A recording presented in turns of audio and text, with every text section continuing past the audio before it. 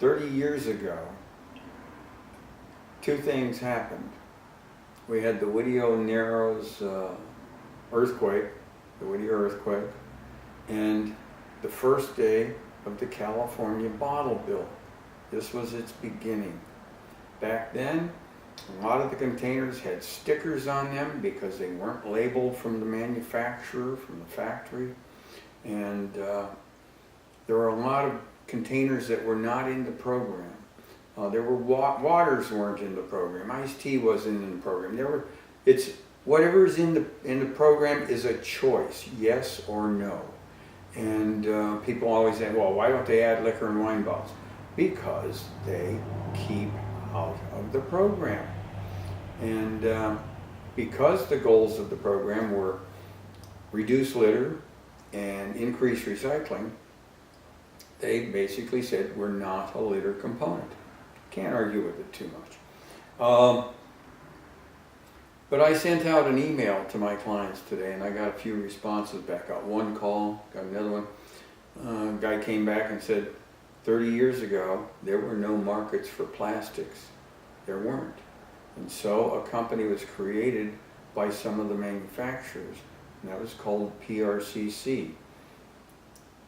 PRCC, basically what we're talking about is how this program has evolved. A lot more containers back then were reusables or deposit type containers. Those had to be returned. People in the program today don't have a clue as to what it was like to operate back in those days. But where are we today? I received these from a client who's out in the Riverside area. And he has a policy of cashing his competitors' coupons. Now, it's been a while since I created the video, Handling Fees and Unfair Advantage, and basically an unfair advantage for one company that used it that way. Well, they're back at it again. Here we have coupons now where they're advertising $1.90. If they're being reimbursed $1.57 and they're getting $1.90, that's how much money of the handling fees that they're using to do this, plus the cost of advertising. Now, what happens to the people who aren't subsidized? Well, they have to go up to compete, to not lose their customers to somebody who is paying more.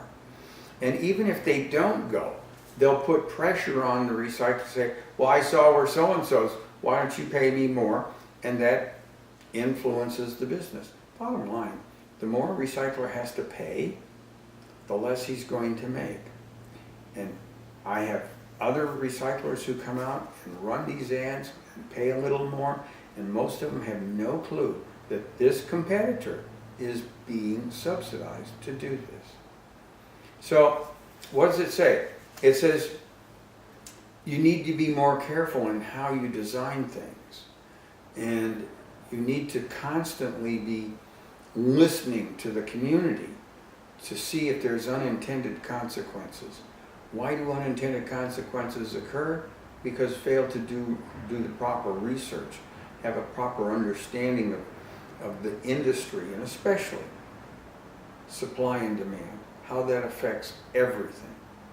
If we're going into a new season next year, new legislation, we want to say, if you can afford to waste money doing this, if you're saying that you need this subsidy to pay the excessive costs of running this type of an operation, this is a choice, and this is an abuse of the program and the intention of this subsidy. We don't see it happening with other people. So let's get this program under control.